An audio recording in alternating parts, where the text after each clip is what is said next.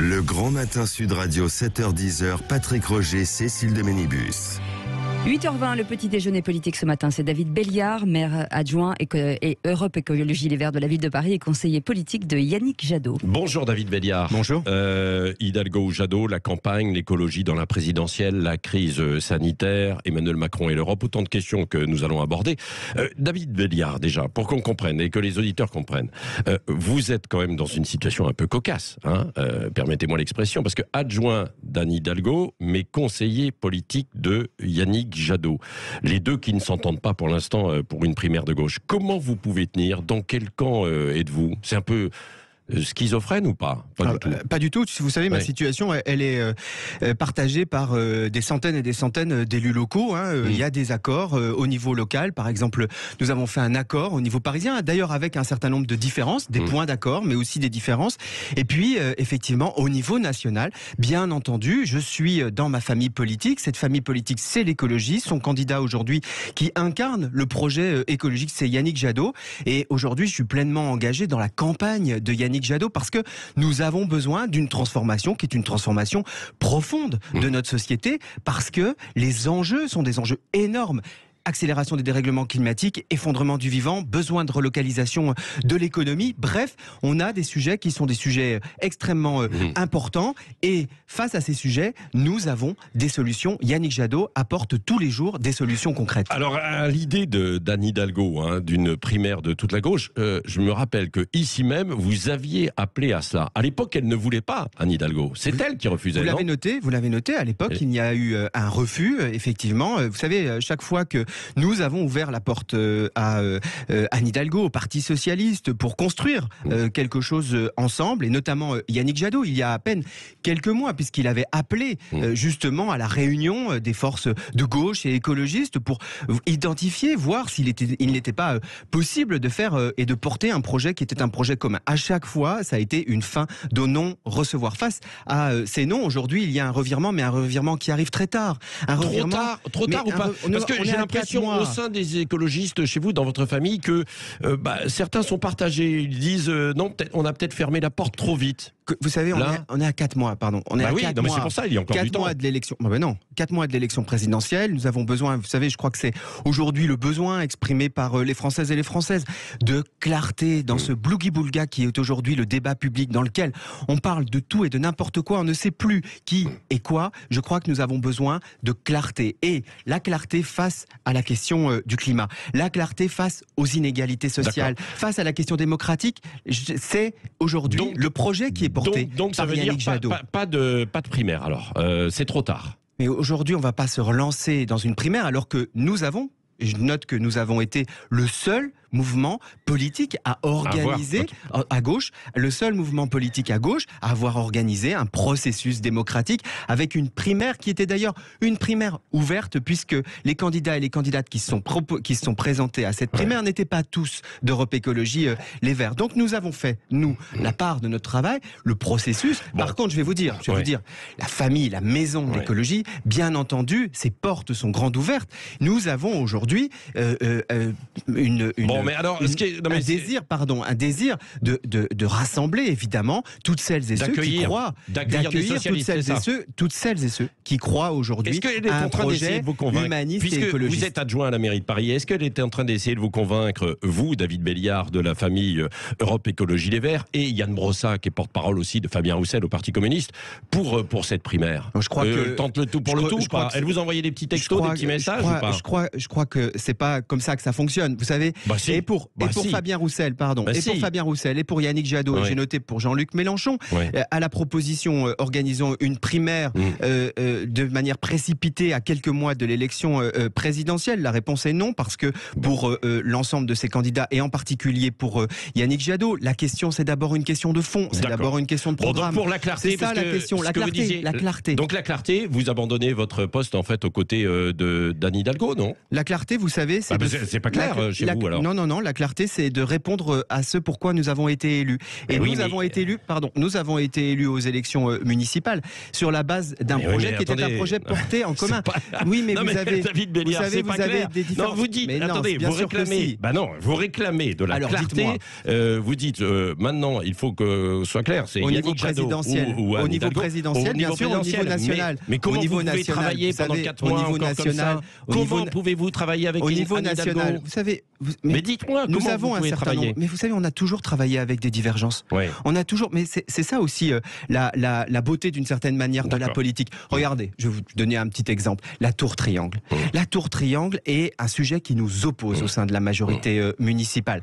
Nous sommes opposés, et d'ailleurs je l'avais fait très fortement, et je continue à le faire, à ce projet de grande tour de bureau qui est aujourd'hui soutenu par le Parti socialiste. Nous avons un certain nombre de divergences, et c'est connu par les électeurs et les électrices. Par contre, nous avons aussi un mandat, et ce mandat, il est extrêmement important. D'ailleurs, c'est la raison pour laquelle je m'y investis pleinement, et nous avons effectivement un mandat des électeurs et des électrices pour transformer la ville, ce que je fais au niveau des mobilités, au niveau de la transformation de l'espace public, sur une base qui était une base claire et un accord qui était un accord clair. Bon, donc vous restez avec aux côtés d'Anne Hidalgo, je reste à travailler sur mon mandat. Bon, ça va pas être simple quand même pour vous. Je voudrais pas être à votre place, David Belliard, mais bon.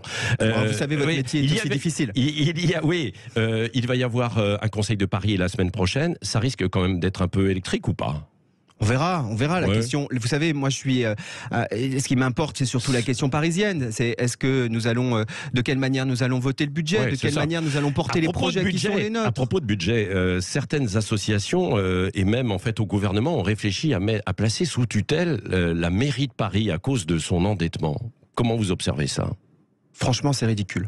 Bah oui, mais la dette n'est pas ridicule, elle est passée de 2 milliards à 7 milliards. Donc il y a un problème quand même. Franchement, c'est ridicule. Les indicateurs financiers de la ville restent bons. On est dans un étiage, comme on le dit de manière technique, d'endettement qui est tout à fait correct par rapport aux grandes métropoles et par rapport aux grandes villes françaises. Et puis, vous savez, celles et ceux qui aujourd'hui, et notamment la droite, si je peux me permettre, la droite, qui aujourd'hui disent qu'il y a un problème d'endettement massif, sont les mêmes qui, à chaque Conseil de Paris, nous demandent des aides supplémentaires pour les commerçants, qui à chaque fois nous disent qu'il faut mettre de plus en plus d'argent, par exemple pour la réfection des églises. Franchement, il faut à un moment être sérieux. On a le droit d'avoir des débats. On a le droit d'avoir des débats. Non, mais bien sûr, il y a une dette. Bien sûr qu'il y a une dette. Mais vous savez, moi, c'est un mandat qui est un mandat essentiel pour le climat. C'est d'ailleurs la raison pour laquelle, pour répondre à votre question sur est-ce qu'on continue à travailler, oui, on continue à travailler parce que les enjeux sont énormes et que oui, nous avons besoin d'investir, comme nous le faisons par exemple pour le vélo, dans la transformation écologique et sociale de cette ville. Oui, vous travaillez aussi sur les transports justement à Paris. Donc hier, il y avait un conseil d'Île-de-France sur la mobilité. Et là, qui concerne aussi Valérie Pécresse, puisqu'elle est au conseil régional. Vous avez dénoncé là, un manque d'anticipation. Anticipation de quoi ? Anticipation des conséquences financières de la comme crise à la mairie de Covid. Paris, vous savez, nous, on a plutôt anticipé pour le coup. Par contre, à Île-de-France Mobilité, la présidente Valérie Pécresse, aujourd'hui, qu'est-ce qu'elle nous dit ? Elle nous dit que nous n'avons plus d'argent dans les caisses parce qu'il y a eu les impacts d'une crise sanitaire. Oui. Mais qu'est-ce qu'elle fait ?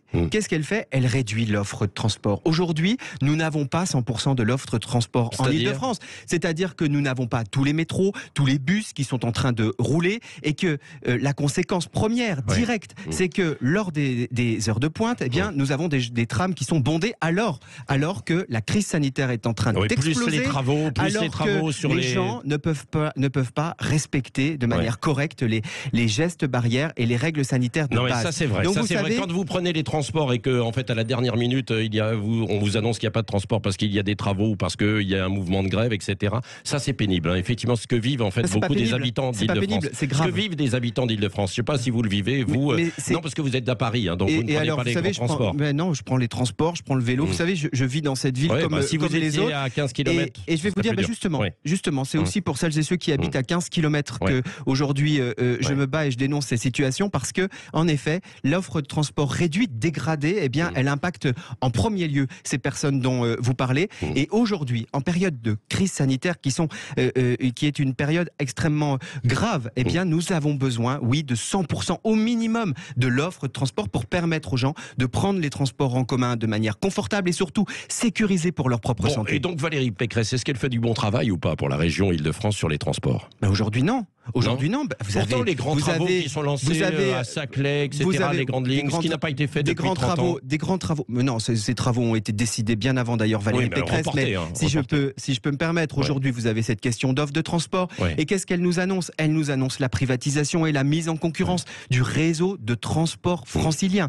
C'est-à-dire quoi? C'est-à-dire de se coller sur le modèle anglais, dont on connaît la catastrophe, le chaos en Angleterre. Pas de concurrence, pas d'ouverture, quoi. Non, mais la question de la concurrence, regardez ce qui s'est passé au Royaume-Uni. On voit bien que les trains et tout le ferré et les transports en commun ont été mis en concurrence. Aujourd'hui, on a une offre qui est une offre de chaos complet. Nous ne voulons pas, et je ne souhaite pas aujourd'hui aller vers la mise en concurrence, et allons vers la création d'une régie qui est prévue et possible par l'Europe. David Belliard, 3 questions, le temps file, il nous reste 2 minutes. Est-ce que Taubira... 3 questions, 2 minutes, oui, absolument. Non, mais Taubira, ce serait un bon recours ou pas? Yannick Jadot, c'est un excellent recours pour toutes celles et ceux qui veulent un projet humaniste et écolo. Est-ce que Emmanuel Macron vous a convaincu sur son discours sur l'Europe hier? Absolument pas. Comme d'habitude, c'est encore des paroles et pas des actes. Par exemple, sur la question du climat, on est encore très très flou. Il se fait le chantre du climat au niveau européen, refuse de mettre l'objectif de moins 55% d'émissions de gaz à effet de serre dans la loi climat. On est toujours dans ce hiatus entre la parole lorsqu'on a le micro et l'absence d'actes lorsqu'on peut effectivement agir. Est-ce qu'il aurait dû renoncer à la présidence européenne alors qu'il y a la présidentielle? C'est une présidence complètement tronquée. On va arriver avec l'élection présidentielle alors que ce sont des moments extrêmement importants. On a des enjeux qui sont des enjeux énormes en termes, encore une fois, de transition écologique, de relocalisation de notre économie. Mais bien sûr, on aurait dû reporter, bien sûr, la présidence française européenne. Et puis dernière question, est-ce que vous allez manger du foie gras à Noël? Alors moi je ne mange plus de foie gras, mais vous savez sur cette question, c'est une question qui me semble complètement incroyable, je vais vous dire, parce que quand j'ai été élu en 2014, la première fois, le repas officiel qui m'a été servi, c'était avec du foie gras. Et le jeune élu que j'étais était particulièrement choqué, non pas par le foie gras, mais par, disons, le luxe un peu ostentatoire qui est aujourd'hui, qui était à l'époque servi aux élus. Moi, je crois à une certaine forme de sobriété dans la pratique démocratique. De quoi on parle? Ces mairies écologistes, eh bien, elles ont décidé, pour les réceptions officielles, eh bien oui, d'être plus sobres et donc d'arrêter de servir notamment du foie gras. Mais vous n'êtes pas contre le foie gras? Non, mais le foie gras pose un certain nombre de sujets, et notamment en termes de maltraitance animale. Si je n'en mange pas moi-même, c'est que je pense que ça pose un certain nombre de problèmes. Vous avez vu, les petits éleveurs, ils ont fait énormément de progrès. Éthique, mais nous avons besoin aujourd'hui de reposer notamment la question du modèle agricole, qui est aujourd'hui un modèle, et du modèle alimentaire, encore aujourd'hui trop carné, beaucoup trop de viande, pour aller vers des pratiques et des consommations qui sont des consommations avec moins de viande et plus de... Un peu de viande quand même, plus de végétaux. Vous en mangez un petit peu quand même. Moi, je mange plus de viande, mais vous savez, vous savez, ça arrive.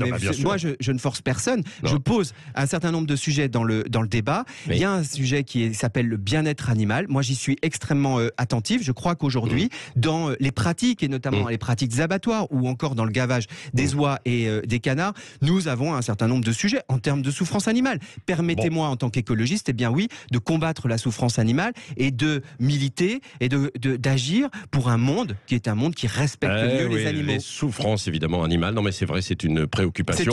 Après on peut le faire évidemment dans le respect aussi, comme la souffrance de la planète, quoi, bien sûr. Merci David à vous. Belliard, maire adjoint Europe Écologie Les Verts de la ville de Paris et conseiller politique de Yannick Jadot.